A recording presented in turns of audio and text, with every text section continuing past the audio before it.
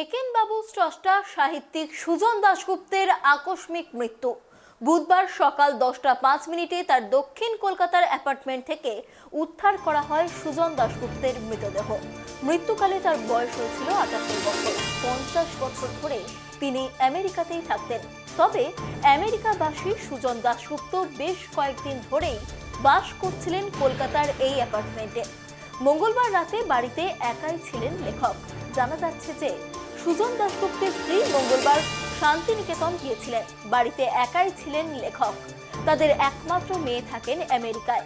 পরিচারিকা calling bell বাজাতে দরজা না খোলায় অ্যাপার্টমেন্টের সিকিউরিটিকে ডাকেন পরিচারিকা।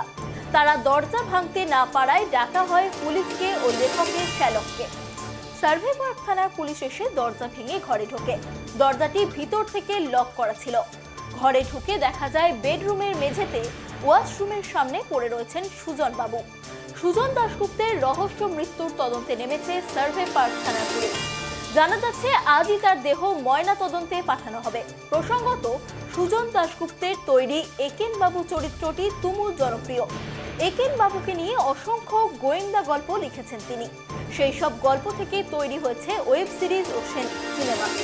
একেনবাবুর চরিত্রে অভিনয় করেন অনির্বাণ চক্রবর্তী। লেখকের মৃত্যুতে কার্যত হতবাক পর্দার একেন।